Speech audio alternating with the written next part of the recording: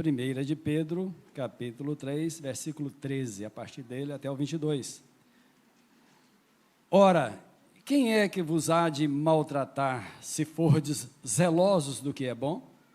Mas, ainda que venhais a sofrer por causa da justiça, bem-aventurados sois. Não vos amedronteis, portanto, com as suas ameaças, nem fiqueis alarmados. Antes, santificai a Cristo como Senhor em vosso coração, estando sempre preparados para responder a todo aquele que vos pedir razão da esperança que há em vós, fazendo-o, todavia, com mansidão e temor, com boa consciência, de modo que, naquilo em que falam contra vós outros, fiquem envergonhados os que difamam o vosso bom procedimento em Cristo, porque, se for a vontade de Deus, é melhor que sofrais por praticardes o que é bom, do que praticando o mal. Pois também Cristo morreu uma única vez pelos pecados, o justo pelos injustos, para conduzir-vos a Deus, morto sim, na carne, mas vivificado no Espírito, no qual também foi e pregou aos espíritos em prisão, os quais noutro tempo foram desobedientes, quando a longanimidade de Deus aguardava nos dias de Noé, enquanto se preparava a arca, na qual poucos, a saber, 8 pessoas, foram salvos através da água, a qual, figurando o batismo, agora também vos salva, não sendo a remoção da imundícia da carne, mas a indagação de uma boa consciência para com Deus, por meio da ressurreição de Cristo, o qual, depois de ir para o céu, está à destra de Deus, ficando-lhe subordinados anjos e potestades e poder. Amém.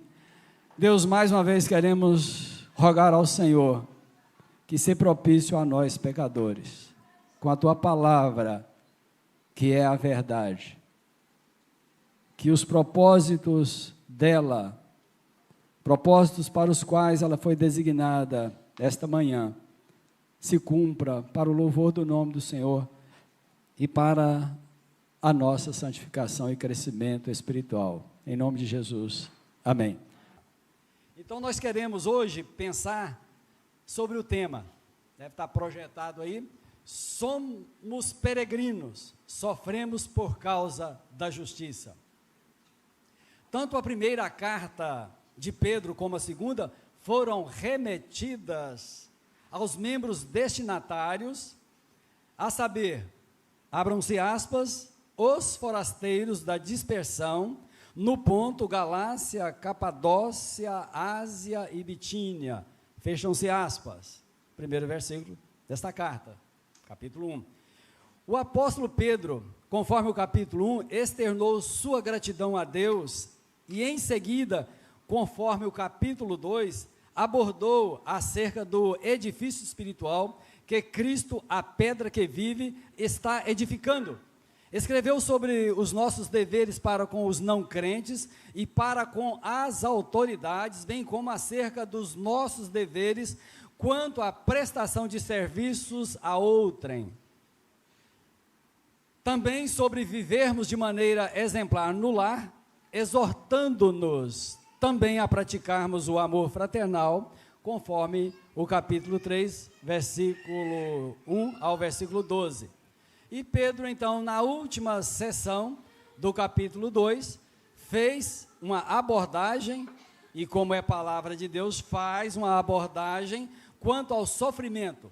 Mas aqui, conforme lemos, ele explora com mais profundidade esse tema sempre presente na vida dos seres humanos em geral, e particularizando também na vida da igreja. Nós também sofremos. O texto lido contém 3 eixos aos quais chamarei de objetivos. Então, 3 objetivos neste texto. O primeiro, enfatizar que nós sofremos. O segundo, objetivo é fazer-nos lembrar de Cristo como sendo o incomparável exemplo de sofrimento. E o terceiro objetivo, nos confortar e nos encorajar a peregrinarmos resolutamente. 3 objetivos, não os mencionarei mais, porém, a exposição aqui, você pode pensar sempre sobre esses 3 eixos. Versículos 13 e 14, eu lerei apenas o 13 novamente, que nos diz: ora, quem é que vos há de maltratar, se fordes zelosos do que é bom?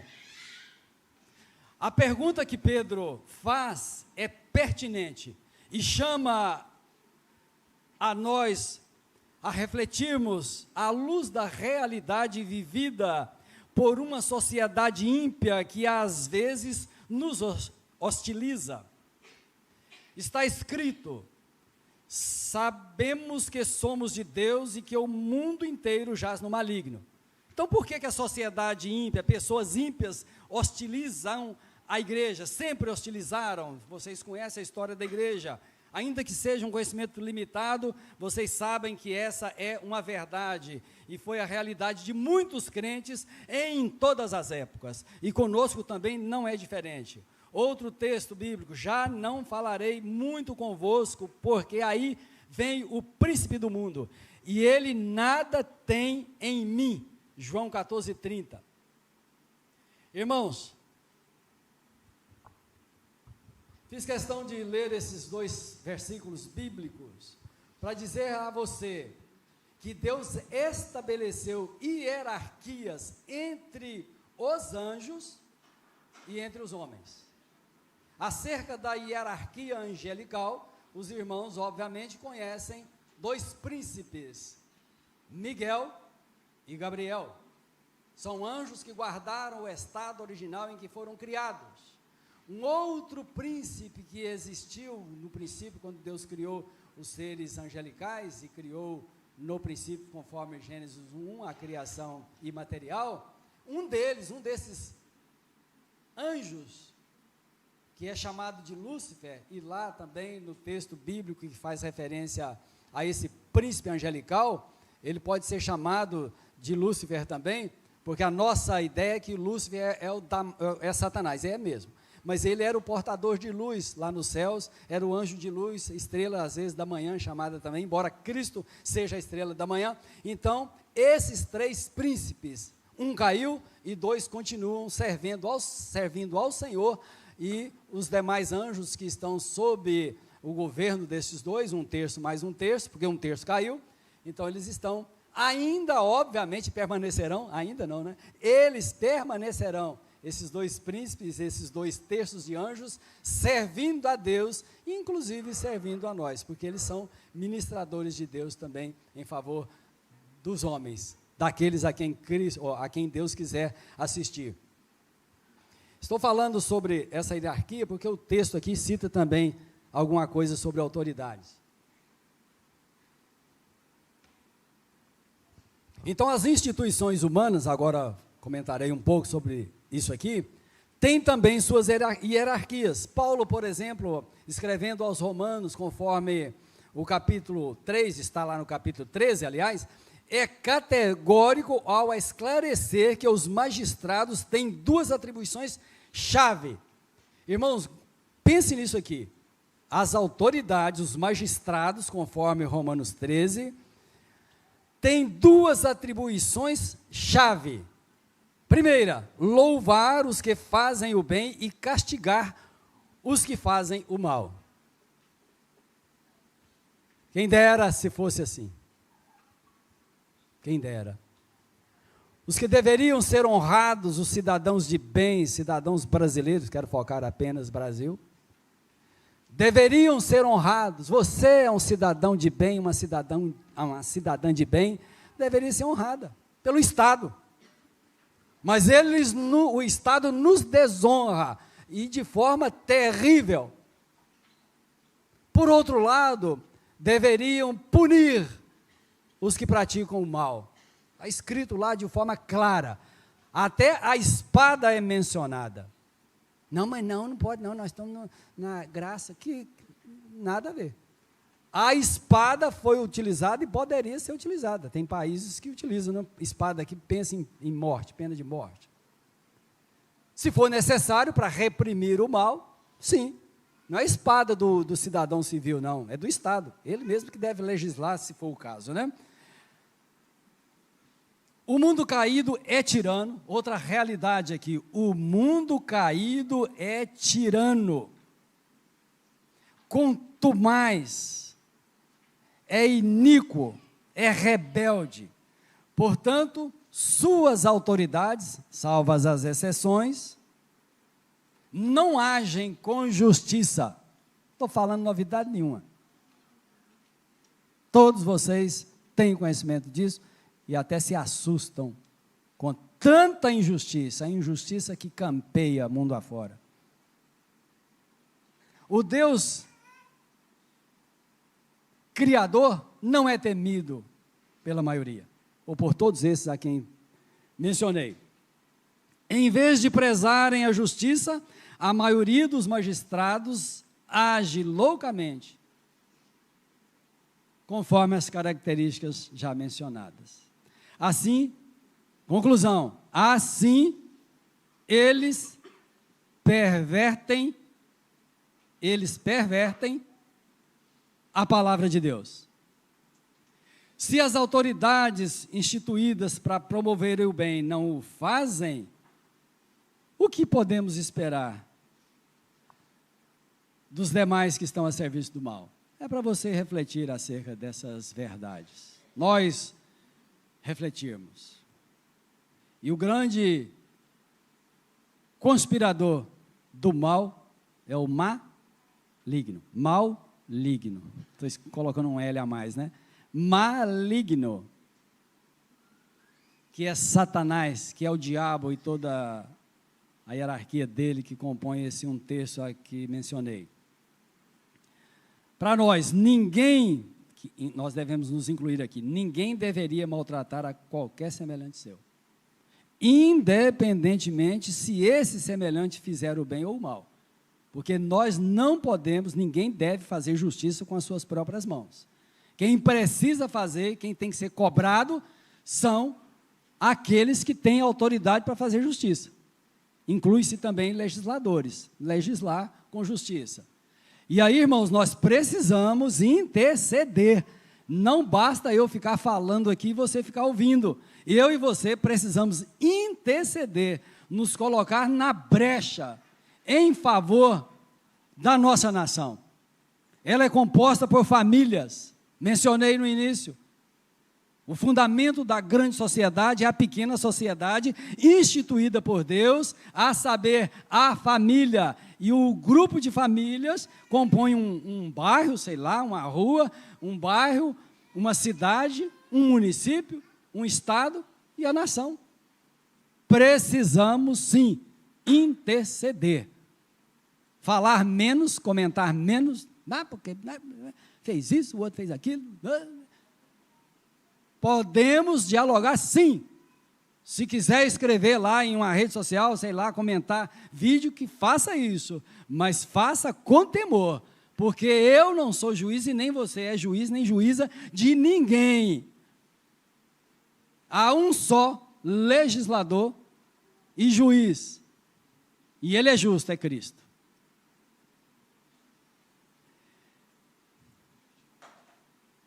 Não precisamos ser operadores do direito para agirmos com justiça. Lembrando que o tema nosso é acerca também da justiça. Não precisamos de formação acadêmica quanto a direitos humanos, por exemplo, para fazermos o bem. Pois nós temos o privilégio de conhecer a Deus, o privilégio de conhecermos a sua palavra que é a revelação do próprio Deus como Deus, e é também a revelação do seu plano eterno,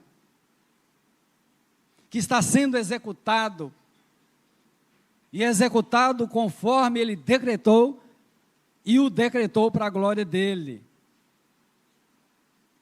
E a palavra, vocês sabem, a palavra de Deus é inspirada pelo Espírito e é útil para o ensino, para a repreensão, para a correção, para a educação na justiça, a fim de que o homem de Deus, homem aqui vocês sabem o que a Bíblia quer dizer com homem, né? O homem de Deus, todas as pessoas de Deus, filhas de Deus, seja perfeito, ou sejam perfeitos, no caso aqui todas as pessoas, filhas de Deus, e perfeitamente habilitado para toda boa obra, 2 Timóteo 3, 16 e 17. Assim, meus irmãos, realizar as obras em Cristo é um privilégio nosso, mas é também um dever. E o texto que nós lemos diz assim, então, né? Mas ainda que venhais a sofrer, aliás, agora é o versículo 14, parte A, mas ainda que venhais a sofrer por causa da justiça, parte A. Agora prestem atenção na bem-aventurança que é prometida por Deus. Ele diz, a palavra dele nos diz, bem-aventurados sois, referindo-se aí ao destinatário, mas e nós estamos incluídos. Bem-aventurado seremos, sofrermos por causa do Senhor. Pensando sobre o que Pedro pensou ao escrever, parece complicado, né? Pensando sobre o que Pedro pensou, me veio à mente Mateus 5. Ele deve ter se lembrado disso aqui, ó, bem-aventurados sois, Jesus estava ensinando aos seus discípulos, havia uma multidão em volta, os discípulos mais próximos dele, ele estava sentado naquele pequeno monte, e aí ele escreveu, bem-aventurados sois quando por minha causa vos injuriarem, está lá no finalzinho dessa primeira parte das bem-aventuranças, né?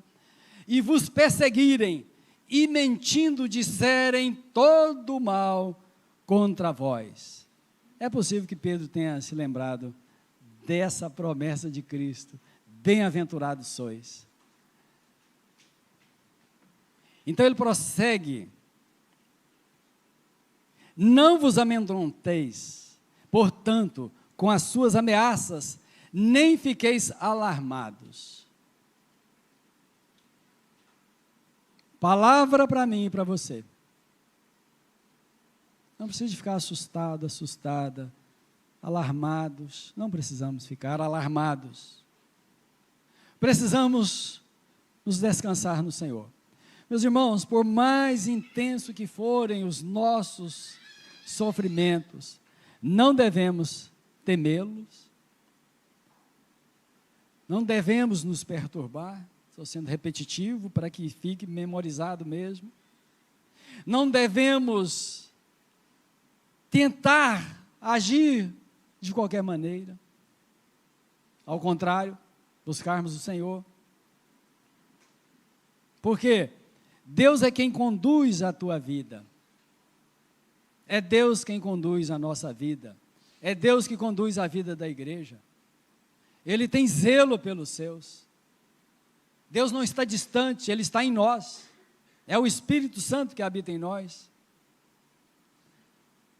Ele é quem nos fortalece. Ele é o nosso refúgio e é fortaleza. É socorro bem presente na hora da angústia, na hora do sofrimento, na hora da adversidade.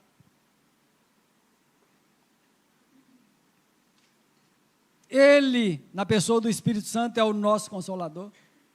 Nos consola da dor, na hora da dor. E a outra promessa confortadora e animadora para o nosso coração. O nosso coração é todo o nosso ser. Estudamos e o pastor também comentou sobre isso, né? Porque para mim tenho por certo que os sofrimentos do tempo presente não podem ser comparados com a glória a ser revelada em nós. Romanos 8, 18. E essa promessa fomenta a viva esperança que temos em Cristo. Espero que fomente essa esperança em você também. Versículo 15, antes santificai a Cristo como Senhor em vosso coração, estando sempre preparados para responder a todo aquele que vos pedir razão da esperança que há em vós, a esperança que acabei de mencionar. Santificar a Cristo como Senhor significa testemunharmos acerca do que Ele é em si e acerca do que Ele é para nós, o que Ele é para mim e para você, de forma que possamos honrá-lo em meio ao sofrimento, inclusive. Porque quando tudo vai bem, é mais fácil. E é por essa razão que quando sofremos, o salmista experimentou isso, e ele escreveu, nos chamando a fazermos sacrifício de louvor. Quando? Em meio aos sofrimentos.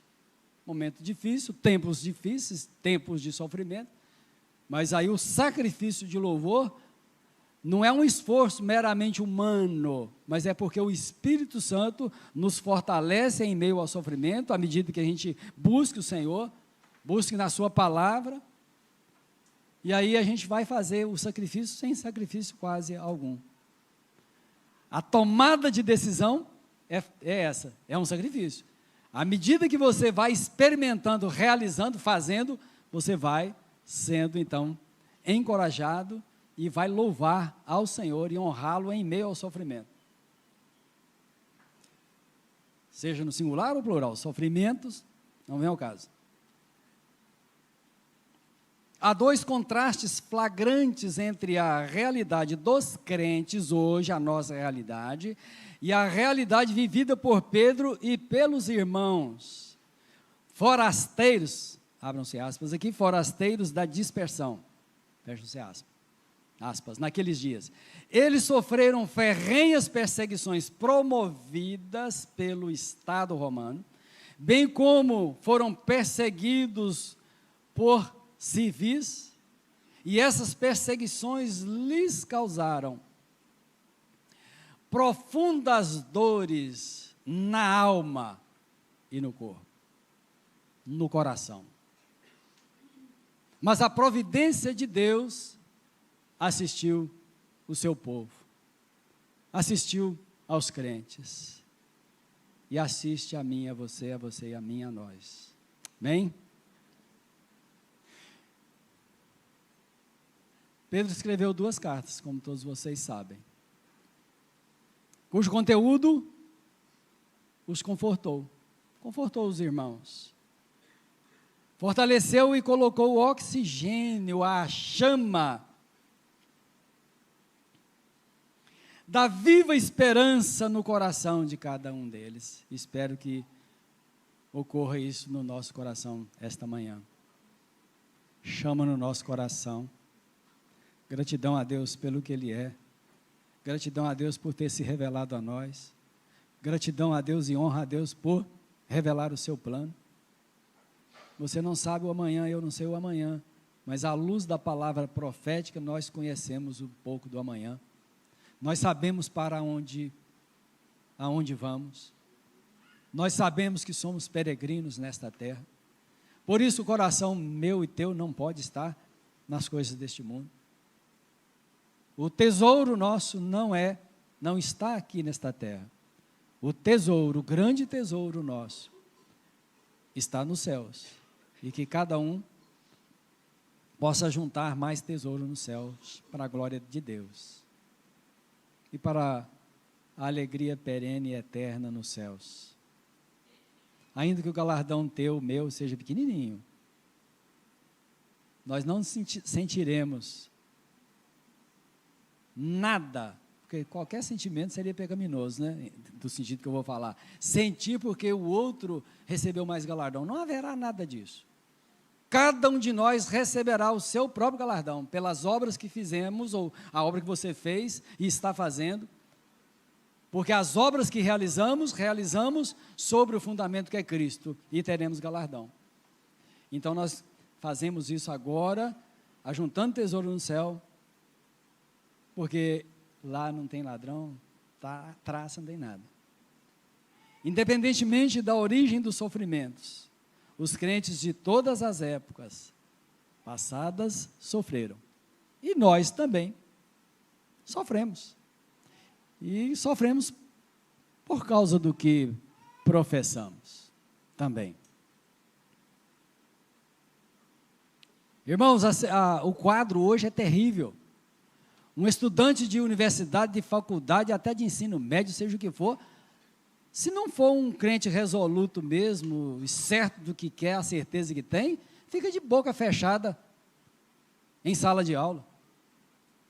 Eu experimentei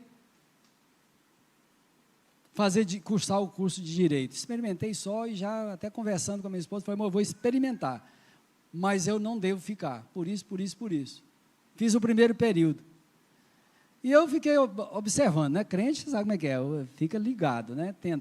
A gente tem que interpretar a realidade à luz das Escrituras. E eu estou ali ligado no que as pessoas falavam. E faziam, né? Por que as pessoas fazem o que fazem? É uma pergunta que teve aí no estudo nosso de hoje, de manhã. EBD. Aí alguns, pelo menos um rapaz lá, um jovem, sei lá, 30 anos por aí, de terno, logo no primeiro ou segundo mês do primeiro período de Direito. Eu falei, eita, advogado, hein? Cultura. Aí um debate que houve lá, mas não tem Deus naquele negócio de jeito nenhum. Aí eu pedi a palavra à professora, estou dando um testemunho, irmãos, para a glória de Deus. Não sei nem mais o que eu falei, mas eu fui contundente, específico e fui à verdade, recorri à verdade e falei, bom, isso que você disse, ou vocês estão dizendo, à luz do que vocês conhecem, à luz do que vocês vivem, fui por aí, mas a verdade real é essa, conforme está revelado nas Escrituras, palavra de Deus, pam. Eu tenho certeza que naquele momento muitos me odiaram, não falaram nada, mas não rilharam os dentes assim de fazer barulho, né? Mas rilhou o coração, vamos lá. Vamos falar que rilhou o coração, não existe não, tá, meu irmão? Só por causa do contexto da EBD.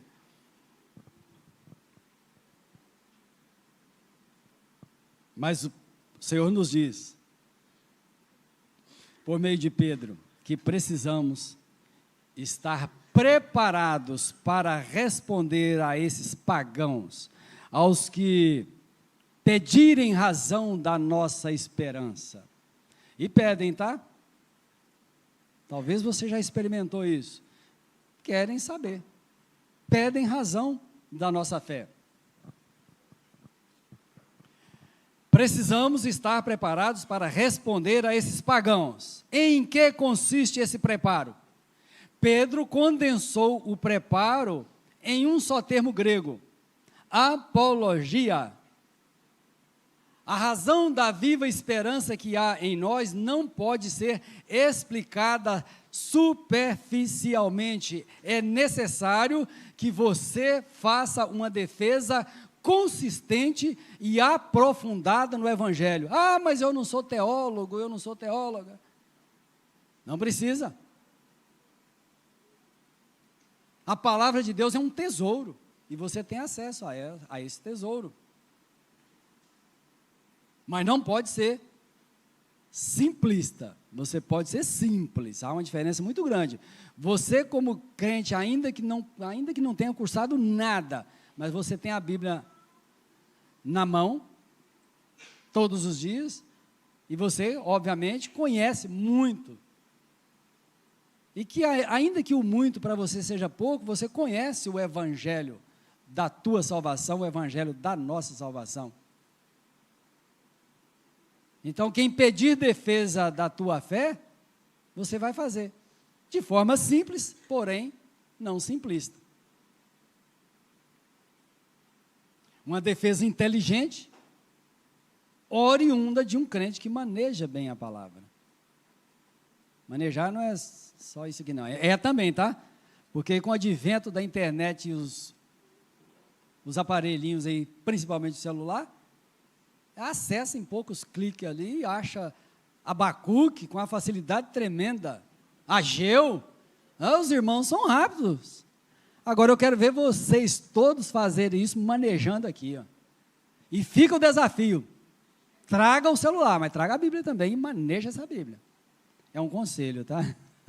Com todo respeito, mas assim, também com muito amor, para manejar, tanto o livro como o conteúdo dele.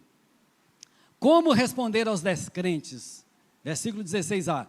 Fazendo-o, todavia, com mansidão e temor, com boa consciência. Essa é a maneira. Então vamos lá. A mansidão é indispensável em todos os relacionamentos. Sobretudo quando um atrito está na iminência de acontecer. Precisamos de mansidão. Porque a mansidão aplaca a ira. A palavra branda provém de quem é manso. Vamos lá ao texto de Provérbios 15:1. A resposta branda desvia o furor, mas a palavra dura suscita a ira. Então o que nós precisamos fazer? Usar de mansidão. Precisamos de brandura. Precisamos fazer isso conforme está escrito, a quem pedir razão da nossa fé, com mansidão e temor, com boa consciência. Temor a Deus, boa consciência, irmãos, é a gente considerar o outro. Um dia você foi ignorante quanto à fé, eu também. Mas o Evangelho chegou a você, chegou a mim, chegou a nós. E não foi com palavras duras, você tem que aceitar Jesus. Eu pelo menos nunca vi ninguém fazer isso não, né? Eu já vi um vídeo aí que um americano dava quase uns tapas no sujeito para ele crer em Cristo, né? Mas não é o caso da maioria, né? Isso aí acho que é uma parte. E qual é, ou qual seria, ou qual será o resultado disso? Você praticando, a gente praticando isso no nosso evangelismo, praticando isso, respondendo a quem nos perguntar sobre a razão da nossa fé. E pense que o contexto aqui é de sofrimento. É pedir razão da fé de alguém que está sofrendo, inclusive perseguições. No contexto, perseguições do Estado, perseguições de civis, perseguições de judeus que estavam ali firmados no judaísmo, zelosos pelo judaísmo. Então é em meio a esse contexto, essa realidade, que pediram razão da fé daqueles irmãos há quase 2000 anos, e vem a orientação de Pedro, como eles deveriam agir dali para frente, e essas orientações são para mim e para você. Versículo 17. Porque se for a vontade de Deus, mas antes de ler o versículo 17, estou tentado aqui, sendo tentado a não seguir o que está escrito. Eu vou seguir, irmãos, perdão, vou ler assim. Porque se for a vontade de Deus, é melhor que sofrais por praticardes o que é bom, do que praticando o mal. É porque eu já pensei em outras coisas aqui, mas pode ser que esteja, né, mesmo que eu já tenha lido mais de uma vez o sermão, mas vamos lá. Com este versículo, Pedro encerra a primeira sessão iniciada no versículo 13. E então, irmãos, nós devemos nos estribar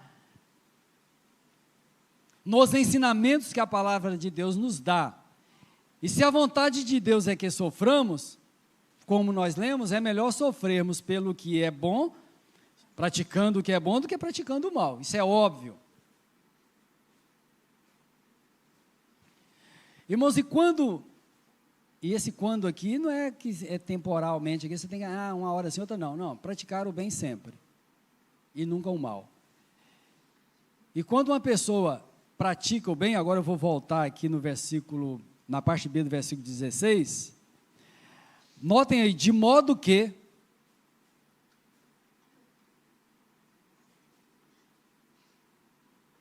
eu não sei o que eu fiz no meu texto, não está aqui não. De modo que, naquilo em que falam contra vós outros, fiquem envergonhados os que difamam o vosso bom procedimento em Cristo. Irmãos, é importante que pensemos nisso aqui. fiquem envergonhados.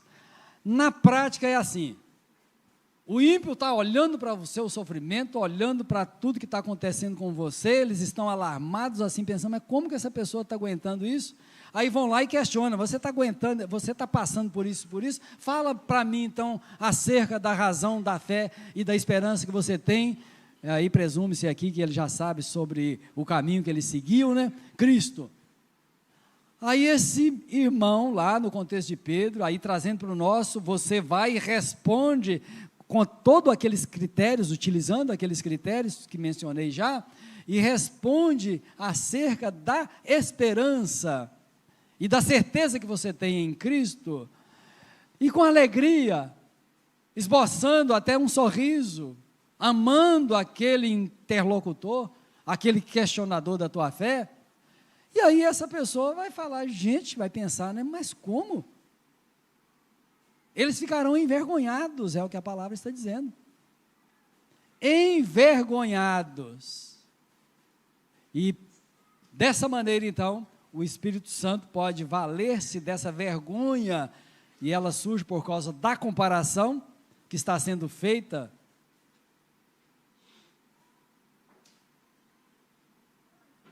comparando consigo mesma, né, a pessoa, e o Espírito Santo conduzir pessoas aos pés de Jesus.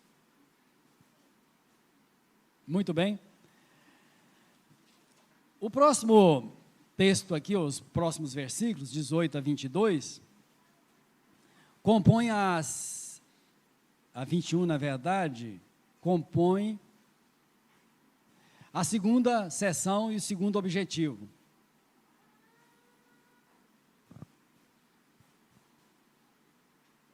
E aí, irmãos, o que Pedro nos diz na primeira parte do versículo 18 é isso: pois também Cristo morreu uma única vez pelos pecados, o justo pelos injustos. Não preciso, não é necessário explicar muito sobre isso, você conhece. Mas se porventura algum que não conhece o Evangelho estiver ouvindo ou vier acessar a essa pregação, aqui está muito claro: Cristo morreu por mim, por todos nós, quando praticávamos as injustiças fora de Deus, porque em Deus nós não podemos cometer injustiças. E quem morreu por mim, morreu por você, você que está assistindo aí, que ainda não entende bem, ele, o justo, o único mediador da salvação, morreu pelos injustos. E não há, nesse sentido, um justo sequer, originalmente. Porque todos nós nascemos mortos nos nossos delitos e pecados, e andávamos seguindo o curso deste mundo, segundo o principado, potestades, os dominadores, os espíritos dominadores, né, a toda a hierarquia de Satanás. Nós andávamos segundo essa hierarquia satânica, cursando rumo ao inferno, o curso deste mundo. Mas Cristo morreu sendo justo por nós injustos. Morreu por você. Creia nele. Clame por ele. Não sabe orar? Ore sem falar palavra alguma, pelo menos uma frase: Deus, tem misericórdia de mim. Palavra aqui para o incrédulo ainda, né? Senhor, o Senhor existe, tá? Eu não sei nada de ti, mas tem misericórdia de mim. Quem sabe Ele terá misericórdia de você. Para nós agora, tem uma finalidade, última parte do versículo 18: para conduzir-vos a Deus, morto sim na carne, mas vivificado no Espírito. Irmãos, os comentaristas das Escrituras, até aqueles que são especialistas em Novo Testamento, são unânimes em dizer que essa passagem agora que nós vamos comentar, a partir da parte B desse versículo até o 21, não é um dos mais. A maioria diz que é um dos mais, dos comentaristas, hermeneutas, etc. Alguns dizem, é o mais difícil de ser interpretado, de ser explicado. E de fato, agora quem sou eu, né? Estou me referindo aqui a doutores, mestres, doutores em teologia, etc. Mas vamos lá. A primeira dificuldade está ao final do versículo 18. Mas vivificado no Espírito. A pergunta que a gente deve fazer, eu fiz aqui analisando e também li comentários, já havia lido, que esse texto me incomodou desde a primeira vez que eu li, em 1986, o ano da minha reconciliação, que Deus me reconciliou consigo. Eu costumo dizer assim, eu comi, não é comi direito, não, eu só li, né?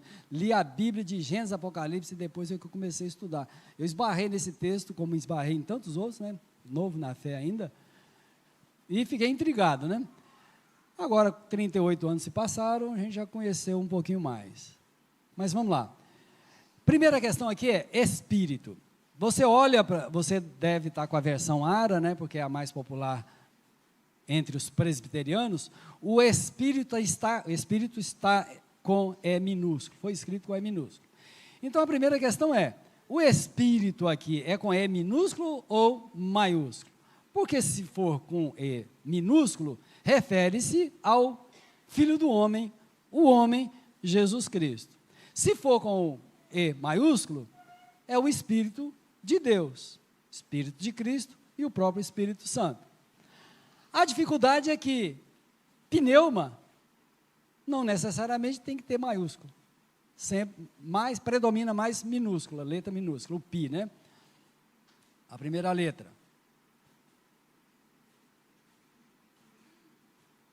Mas aí eu vou dar um testemunho meu. Eu particularmente, também considerando os versículos seguintes, e a minha posição, assim, que o E deveria ser escrito com E maiúsculo. Eu recorri a várias traduções, e a maioria, todas as que eu consultei, o E de Espírito é maiúsculo, letra maiúscula.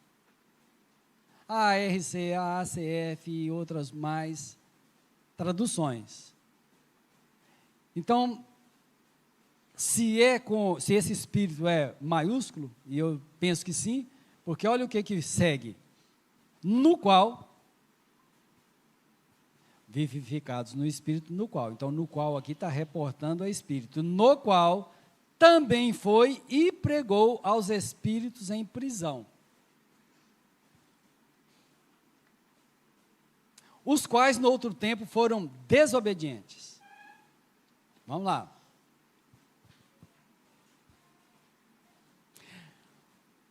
No qual, conforme eu disse, substitui o termo espírito. Nesse caso, é maiúsculo. Ou seja, Cristo no Espírito foi aonde esses espíritos malignos estão aprisionados. Mas aqui, irmãos, há uma dificuldade até em afirmar o que está escrito, porque tem todo um contexto. Aí teríamos que, não é pregação, não dá para fazer sem pregação, mas teríamos que considerar outras passagens bíblicas, porque são elas que trazem, a Bíblia responde à Bíblia.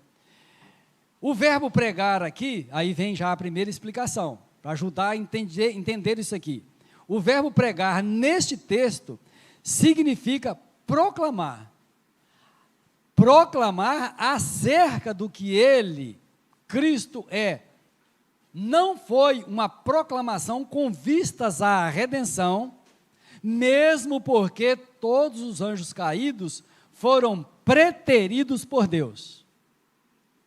A preterição junto com a eleição são duas doutrinas que estão encerradas, ou seja, estão inclusas na doutrina da predestinação. Então, aquelas pessoas que morreram sem Cristo, as preteridas, ou é a mesma coisa que os não eleitos, por terem sido preteridos por Deus, morreram nos seus delitos e pecados. E todos aqueles anjos que caíram, foram preteridos por Deus. Então, alguns defendem que não, foi lá para dar uma oportunidade. Nada disso. Ele proclamou quem ele é. Agora, nós lemos que foi em outro tempo. Que outro tempo foi esse? E qual a finalidade de Cristo em ir aonde esses espíritos estavam aprisionados? A expressão noutro tempo nos remete ao tempo em que fiz referência lá à queda dos anjos, arrastados por aquele príncipe. Alguns intérpretes entendem que o objetivo de Cristo foi dar uma oportunidade, conforme eu disse, mas nada disso já mencionamos. Nós não concordamos com essa ideia, pois os anjos que seguiram seu líder Lúcifer no céu foram enxotados de lá quando se rebelaram contra o Criador, e conforme já foi dito, já dissemos, eles foram esquecidos por Deus, segundo o estado em que eles agora assumiram por causa da queda. Assumiram sem querer, mas por causa da queda como consequência. E Judas mesmo diz, e há anjos os que não guardaram o seu estado original, mas abandonaram o seu próprio domicílio. Ele, Deus, tem guardado sob trevas, em algemas eternas, para o juízo do grande dia. Então, irmãos, você pode ler essa passagem novamente na sua casa, e pode ficar tranquilo, tá? Pode ficar tranquila, porque está revelado aqui acerca disso aí. Versículo 20b e 21. 20b, quando a longanimidade de Deus aguardava os dias de Noé, enquanto preparava a arca, o qual poucos a saber, 8 pessoas foram salvos aqui está concordando com poucos, através da água, a qual figurando o batismo, agora também vos salvo da... Olha que dificuldade, e aí eu falei, Pedro, o que você estava querendo dizer com isso mesmo? Espírito Santo, o que é mesmo que o Senhor quer dizer com isso? O que é isso? Prefigurando batismo? Olha a dificuldade desse texto, irmãos. O desafio ao qual fomos, ou no caso aqui, preparando essa pregação, que desafio. Mas me veio à mente algo, irmãos, que eu vou tomar um pouquinho do tempo de vocês, vou passar da hora ali um pouquinho, poucos minutos, mas eu vou concluir isso aqui. É também muito importante. Noé preparou a arca durante 120 anos. E durante 120 anos, ele pregou. Acerca de que? Da própria, do dilúvio que viria. A revelação que ele recebeu foi essa. Quando você ler, você vai se lembrar da passagem, quando Deus disse assim, o meu espírito não agirá para sempre no homem, pois este é carnal e os seus dias serão 120 anos. Uns pensam assim, o homem só vai viver agora 120 anos depois do dilúvio. Não. 120 anos é o tempo que Deus estabeleceu para Noé proclamar enquanto construía a arca. Quando terminasse de construir, viria o dilúvio, mataria a todos que não entraram na arca, ou que não entrariam. 120 anos, e é o tempo que ele pregou. Essa então é a interpretação correta, redução para 120 dias, embora depois do dilúvio foi reduzido mesmo, e hoje nós estamos vivendo aí menos de 100, alguns passam de 100, mas vamos lá. No outro tempo então está explicado.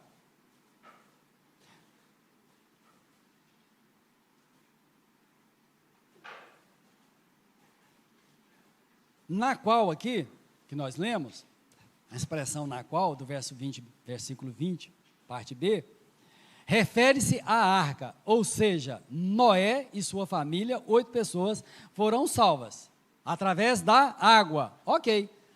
Mas a mesma água que matou a todos que não se refugiaram na arca, foi instrumento de Deus para salvar 8 pessoas, pois a arca boiou o tempo todo sobre aquelas águas, até que elas baixassem. Versículo 21a, a qual, figurando o batismo, agora também vos salva. E o que vem a ser essa figura do batismo? Essa é a grande pergunta. Senhor, o que é isso?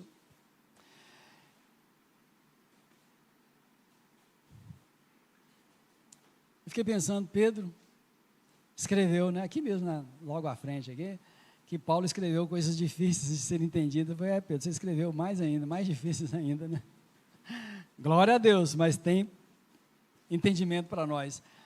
Irmãos, enquanto estava ali pensando, já li comentários, e li de novo e tal, me veio uma lembrança. Eu não vou dizer para você, o Espírito Santo me levou ao ano tal, mas eu vou dizer que veio o seguinte entendimento, vou compartilhar com você. Aí lide com o que eu vou falar aqui agora. Eu tive um professor,